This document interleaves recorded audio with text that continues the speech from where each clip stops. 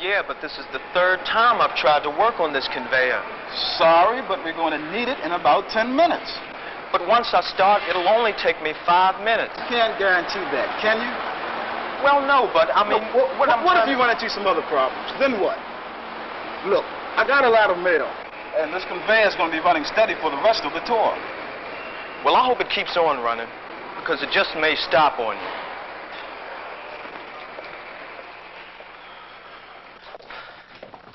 Hey, Dan. Mr. Daniels, I need your help. Now, what's the matter, Davis? Well, you know the conveyor you've been on my neck about? The one that's long overdue for cleaning and lubrication? Yeah, what about it? Well, the mail processing supervisor won't let me work on it. Says he's got to get it started up in about 10 minutes and run it for the rest of the tour. For crying out loud, did you tell him it was only going to take a few minutes? Yep, sure did. Well, that work is long overdue. I tell you what, Ben, you go out and start the job. You should be able to finish before they start up. I mean, I don't even have to lock it out. Well, that's up to you. Now, just in case, I'll call the tour superintendent and ask him to talk to the supervisor. Whatever you say.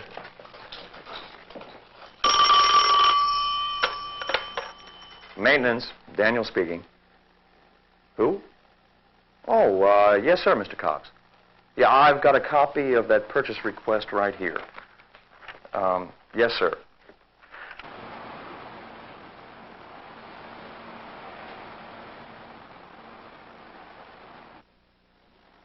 Mr. Cox, I know this is a large order, but we need every one of these items. Daniels. Yes, sir. Daniels, you better come quick.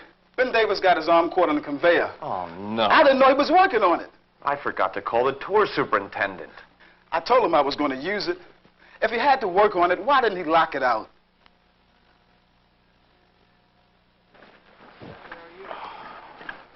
Hey, how you doing today? Hi, John. How are you? Looks like it's going to be a pretty nice day today, huh? Nice day. Oh, almost forgot. I need a can of dog spray. Hey, I'll see you guys later, all right? Hey, Betty. Yes, Evan. How about a can of dog spray? I must have lost mine yesterday. Oh. Oh, dear, I'm all out. Look, I'm really busy. I'm working on this report for the manager. Say, why didn't you tell me when you got in yesterday? I must have forgot. You forgot. Look, I'm really busy. I tell you what, I'll get you a can for the supply cabinet when you get back, okay? Yeah, but what if... I'll see you later, Evan. Yeah, but Betty, I mean, what if I need... I'll see you later. Okay. Okay. All right, look, I'll get a truck over to you as fast as I can. Right, bye. Carter, I need you. What's the matter? Look, we got a disabled truck over at Kennedy Falls. Take the standby, number 926, all right? Run it over there, transfer the mails. I'll call the BMF and get a tow truck to bring back the disabled vehicle. You can hitch a ride back with the tow truck. Okay, I'm on my way. Right. I just remembered, Sam, the left front tire on 926 is really bald. 926 is all we've got. Look, Grace, that tire didn't get bald overnight. As a matter of fact, you drove that truck yesterday. Why didn't you tag it then? I guess I forgot. Well, that's just great. Well, we got to do something now. Look, take 926, but when you get back this afternoon, I want you to take that truck over to BMF and tag it. Whatever you say.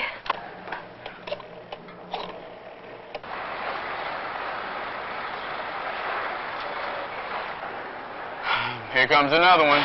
Yep. You know we got 2 more to be unloaded. It's going to be a tight squeeze, Mr. Turner. Yeah?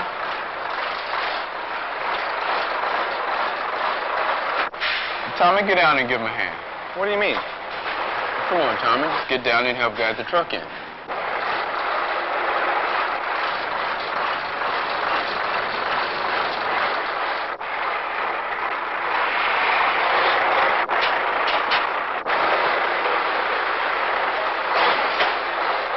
I knew he could do it.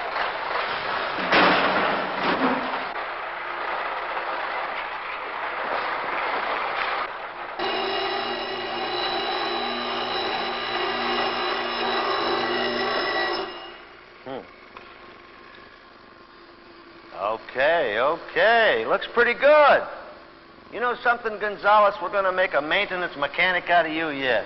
That's all for now, Juan. Why don't you go report to Christie, help him with that conveyor he's working on? Can you show me one more time how to get that a little smoother? Sure, it's simple. But what about your goggles? Hey, don't worry, kid. This will only take a second.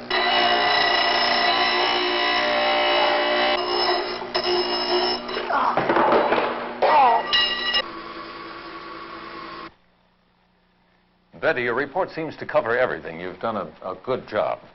However, this item here, gasoline consumption, is a little confusing.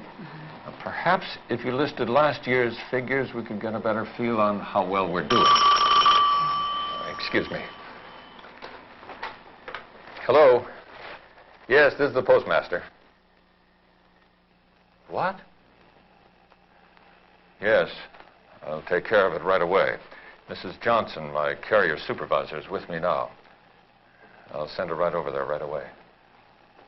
Goodbye. What's the matter? It was the hospital. Evans was severely bitten by a couple of dogs. They're working on him now. You'd better go over and see what you can do to help him. Well, I don't know where she could be. Look, she left here with a replacement truck over an hour ago. Well, she was supposed to help transfer the mail from the disabled truck. Well, I don't know... look, hold on a second. I got another call. All right. Yeah, Baker speaking. What? Where? Near Kennedy Falls. Oh, no. Yeah, Carter. Yeah, that's one of my drivers. All right, I'll get right on it. Wait, hold on. How did it happen? A blowout? No. Look, how badly is she hurt? Well, is she going to be all right? Yes, this is another safety film. But have you noticed anything different so far about our characters and their accidents?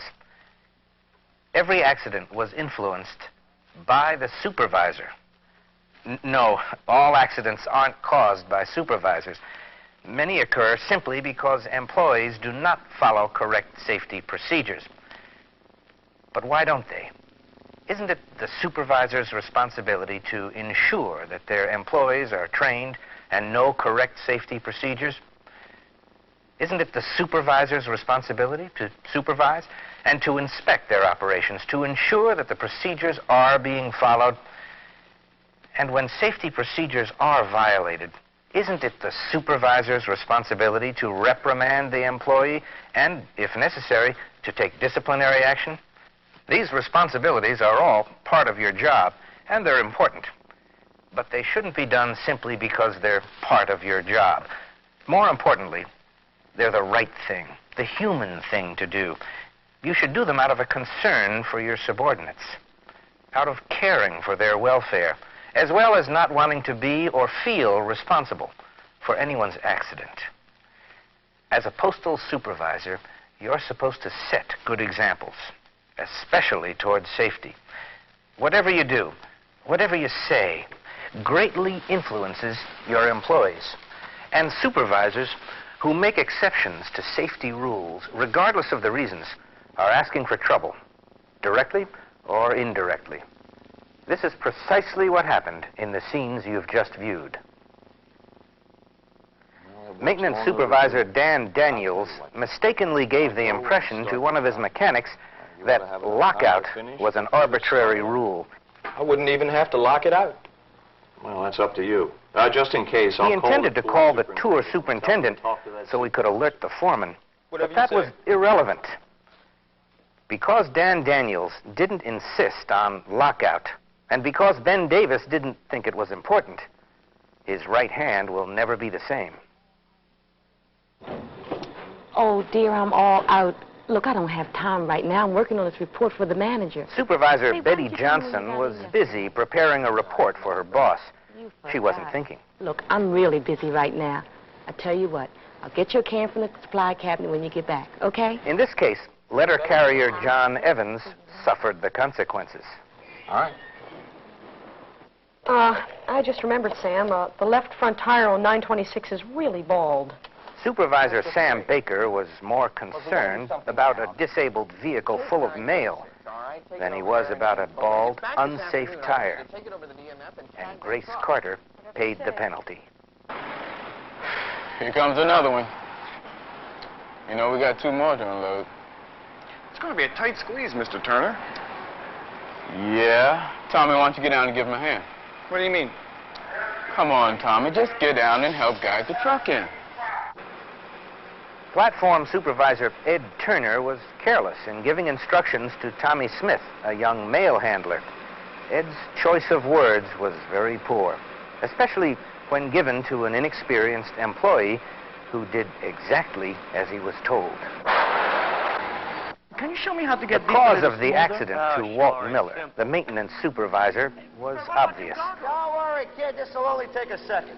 Miller's reasoning wasn't very sound.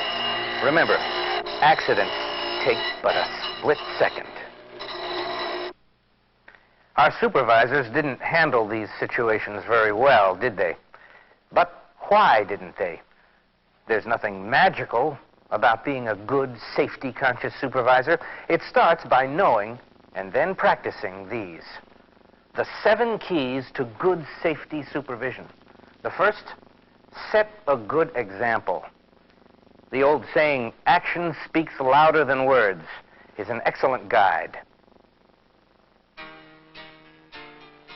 This means, of course, that you, the supervisor, should observe all safety and fire protection rules, not just when it's convenient to you, but at all times. Supervisors who make exceptions to the rules, regardless of the reason, seriously undermine the overall safety effort. Setting a good example also means that supervisors, where required, should also wear personal protective equipment. In so doing, you're showing your employees that it's the smart thing to do. Be enthusiastic about safety and fire protection, especially when you give safety talks to your employees. Remember, enthusiasm will generate enthusiasm. And don't limit discussion on safety just to those periodic safety talks. Make safety a part of each day's activities. Try to discuss some aspect of safety each and every day. Always show your interest. And don't let production or schedules compromise safety or essential fire protection. The second key to good safety supervision is know your operation. You must become an expert, for only by understanding thoroughly your entire operation and really how it meshes with other related operations can you appreciate and fully evaluate potential safety and fire hazards that may exist.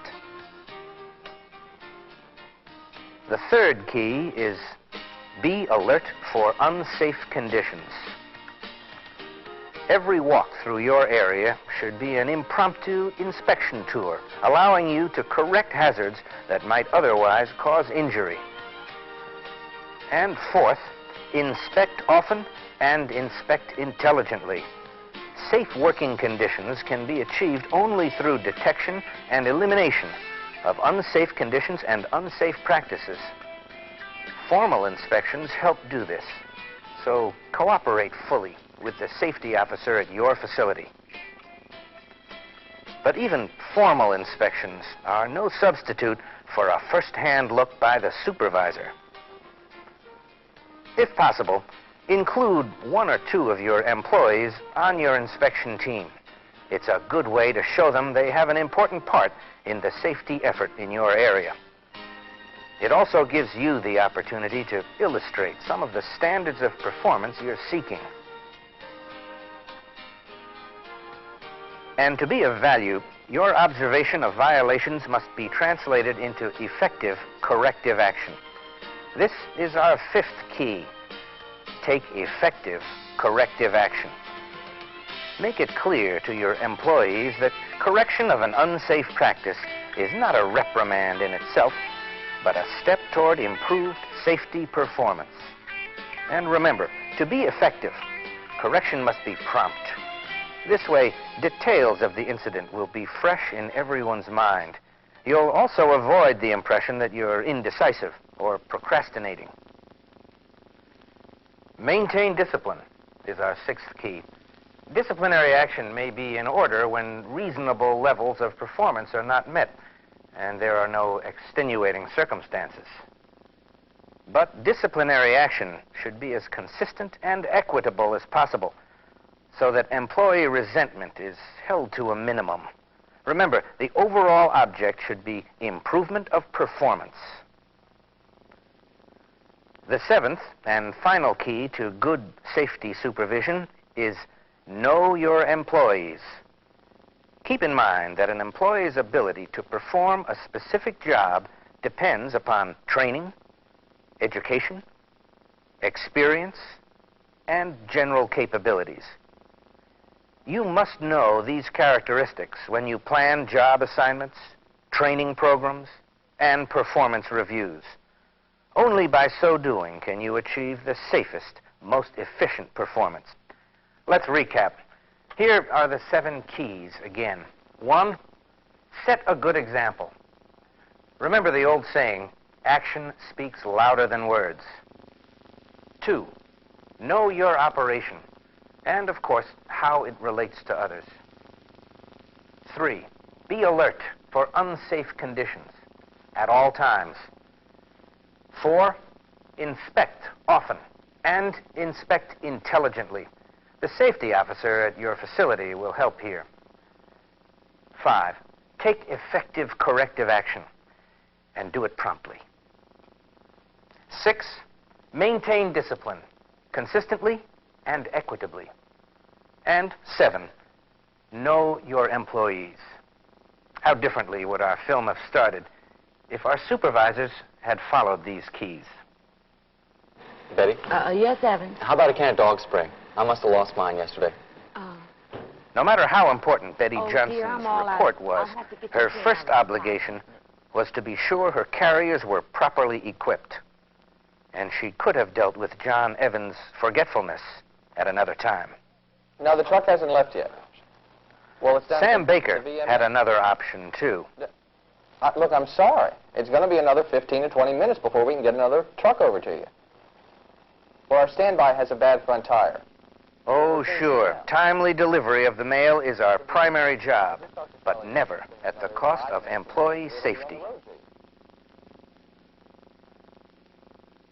Ed Turner would have assigned an experienced employee or would have made sure that Tommy Smith knew where to stand and how to give backing signals before giving him the assignment. Walt Miller would have taken the time to use his goggles. And Dan Daniels?